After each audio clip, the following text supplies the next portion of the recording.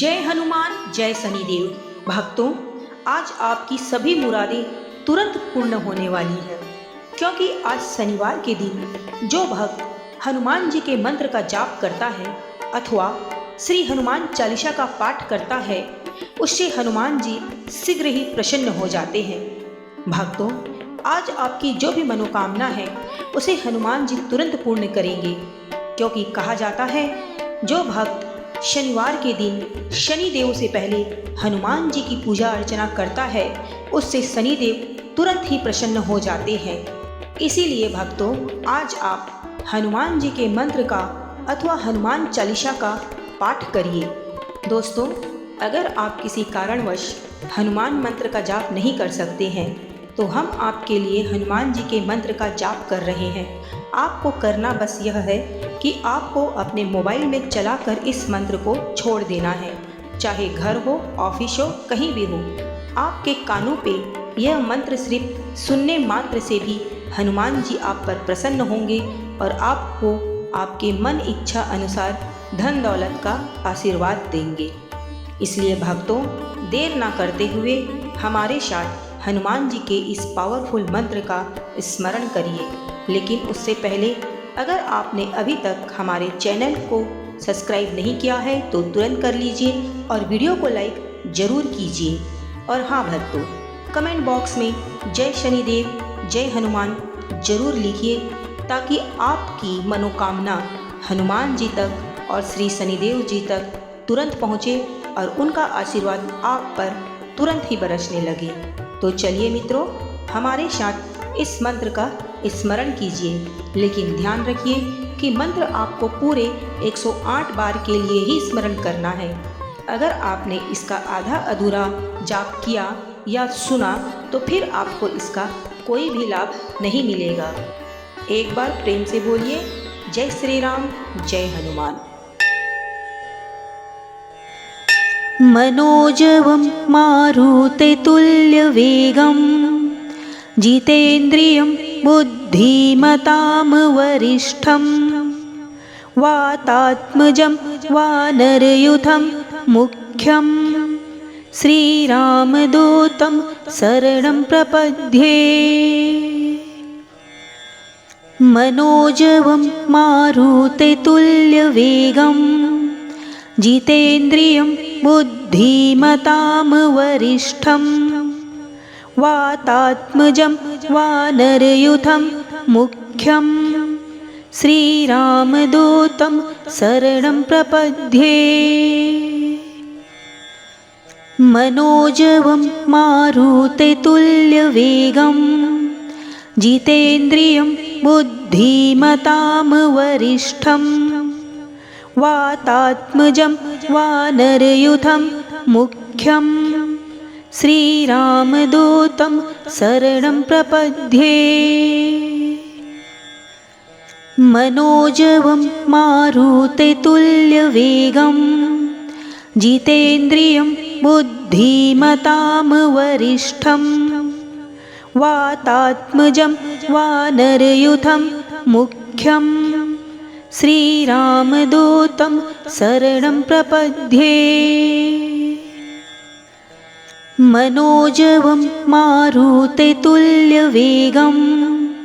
जितेन्द्रियं बुद्धिमतां वरिष्ठं वातात्मजं वानरयूथं मुख्यं श्रीरामदूतं शरणं प्रपद्ये। मनोजवं मारुततुल्यवेगं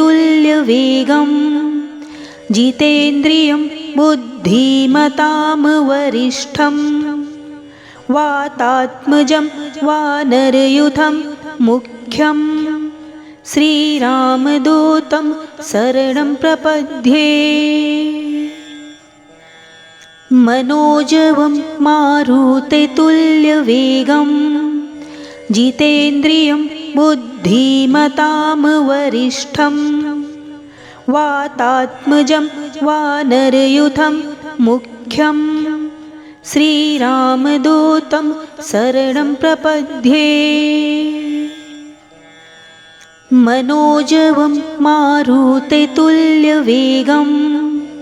जितेन्द्रियं बुद्धिमतां वरिष्ठं वातात्मजं वानरयूथं मुख्यं श्रीरामदूतं शरणं प्रपद्ये। मनोजवं मारुततुल्यवेगं जितेन्द्रियं बुद्धिमतां वरिष्ठं वातात्मजं वानरयूथं मुख्यं श्रीरामदूतं शरणं प्रपद्ये। मनोजवं मारुततुल्यवेगं जितेन्द्रियं बुद्धिमतां वरिष्ठं वातात्मजं वानरयूथं मुख्यं श्रीरामदूतं शरणं प्रपद्ये। मनोजवं मारुततुल्यवेगं जितेन्द्रियं बुद्धिमतां वरिष्ठं वातात्मजं वानरयूथं मुख्यं श्रीरामदूतं शरणं प्रपद्ये। मनोजवं मारुततुल्यवेगं जितेन्द्रियं बुद्धिमतां वरिष्ठं वातात्मजं वानरयूथं मुख्यं श्रीरामदूतं शरणं प्रपद्ये। मनोजवं मारुततुल्यवेगं जितेन्द्रियं बुद्धिमतां वरिष्ठं वातात्मजं वानरयूथं मुख्यं श्रीरामदूतं शरणं प्रपद्ये। मनोजवं मारुततुल्यवेगं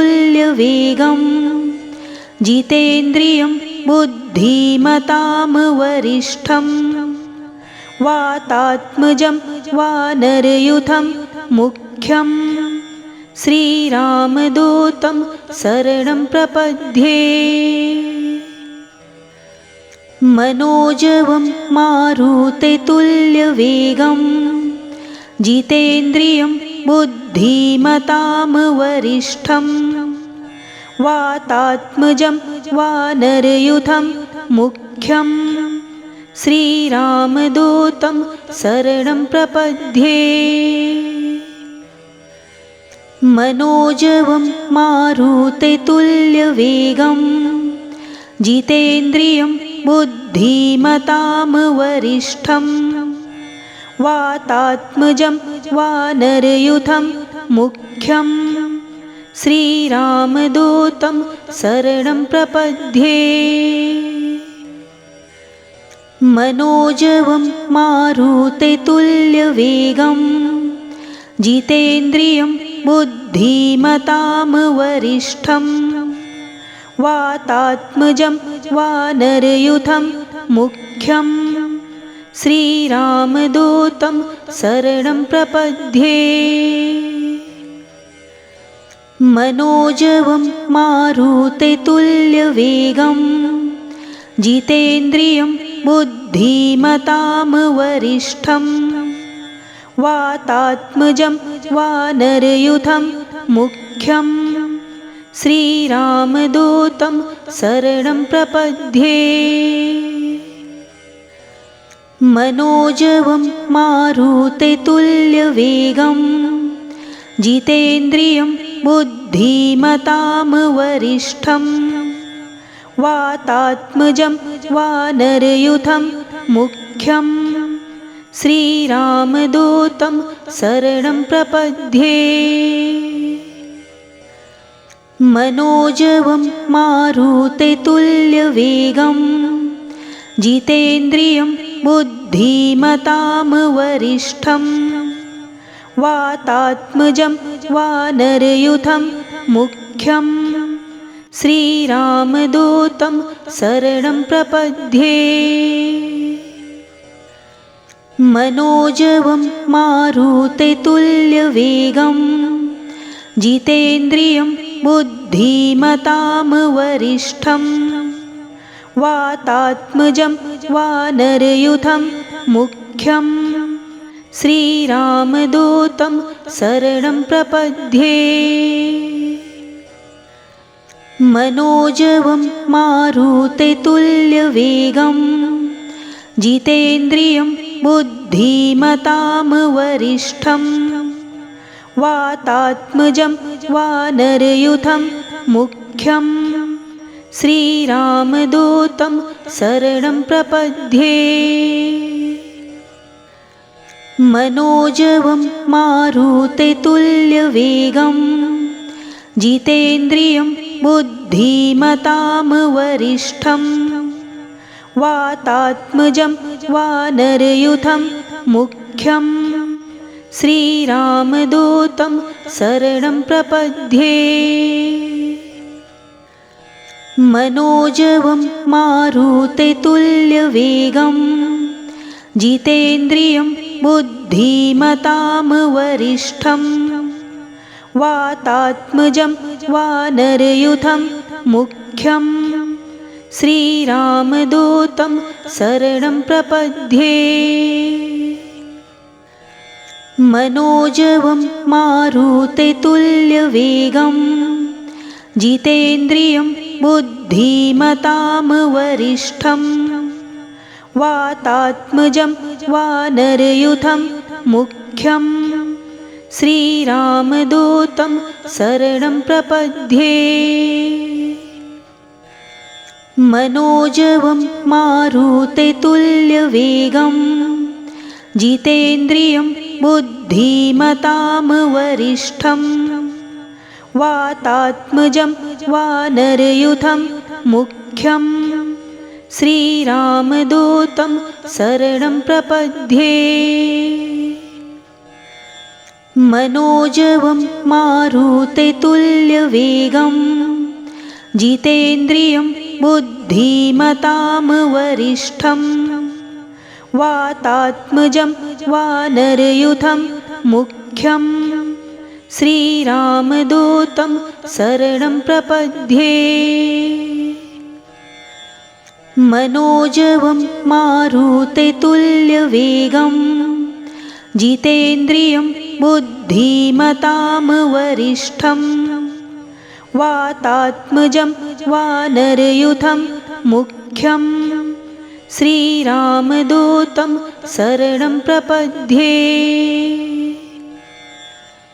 मनोजवं मारुततुल्यवेगं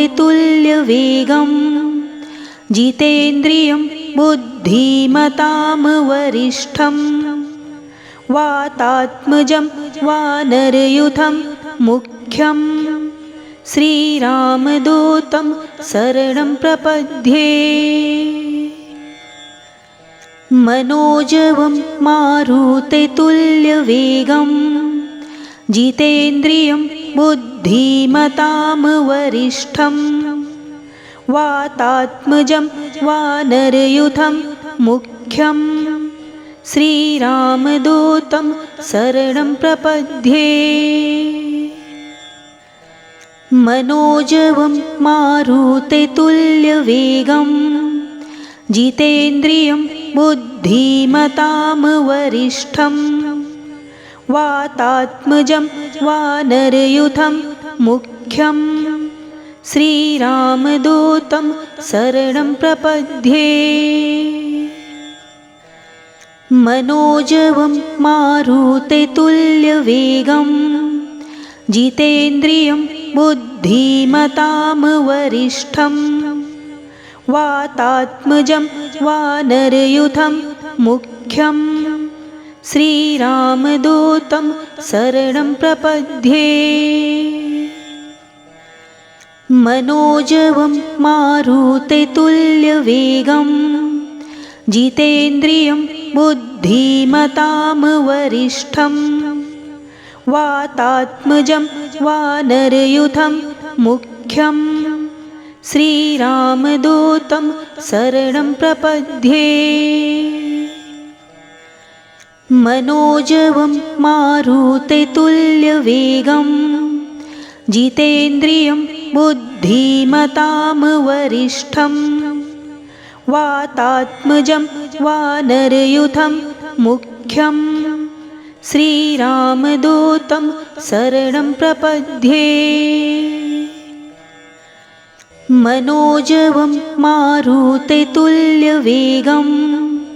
जितेन्द्रियं बुद्धिमतां वरिष्ठं वातात्मजं वानरयूथं मुख्यं श्रीरामदूतं शरणं प्रपद्ये।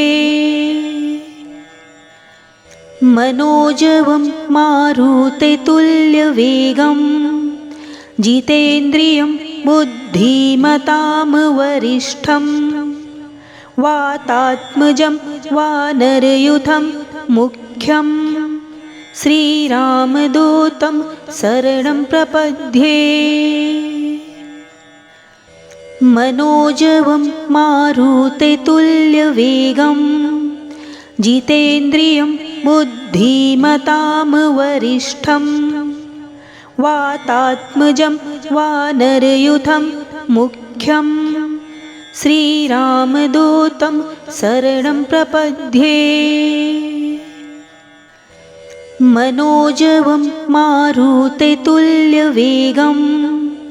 जितेन्द्रियं बुद्धिमतां वरिष्ठं वातात्मजं वानरयूथं मुख्यं श्रीरामदूतं शरणं प्रपद्ये।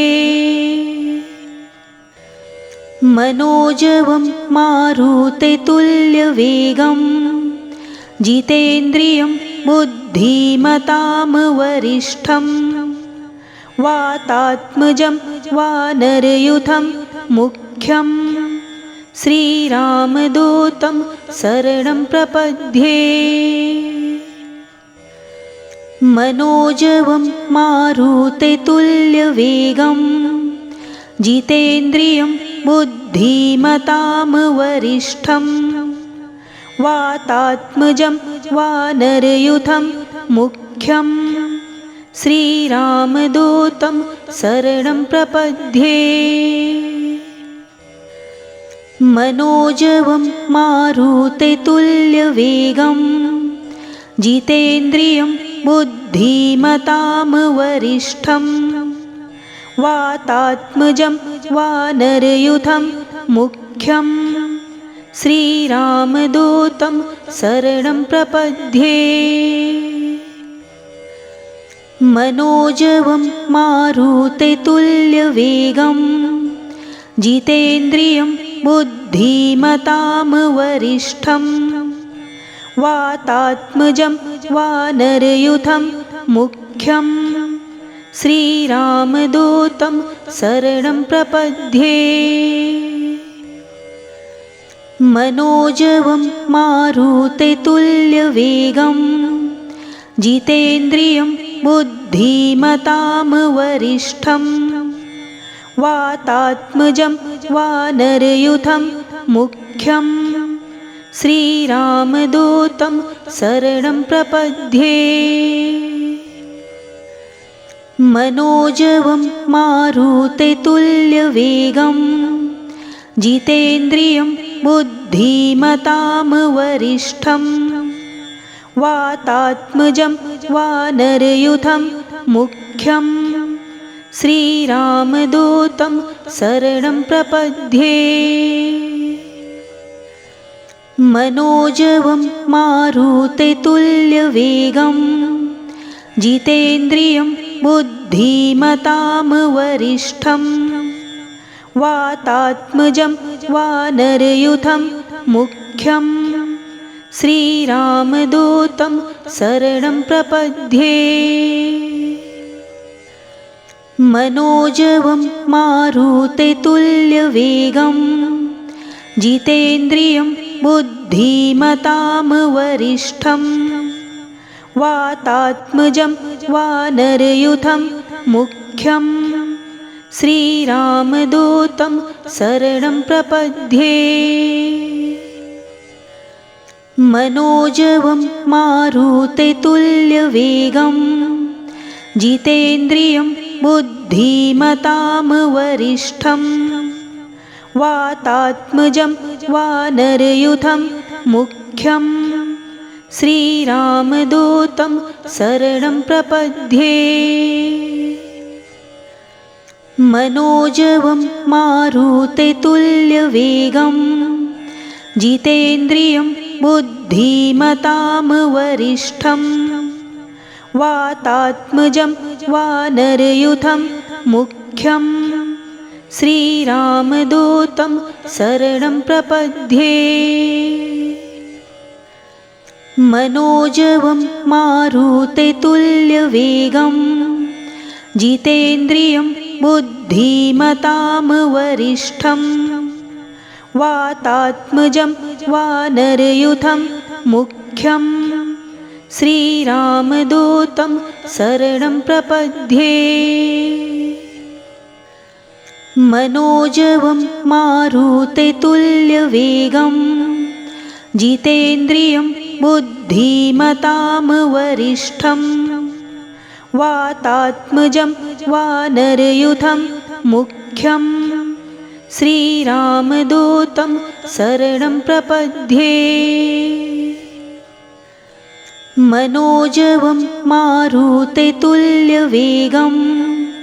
जितेन्द्रियं बुद्धिमतां वरिष्ठं वातात्मजं वानरयूथं मुख्यं श्रीरामदूतं शरणं प्रपद्ये।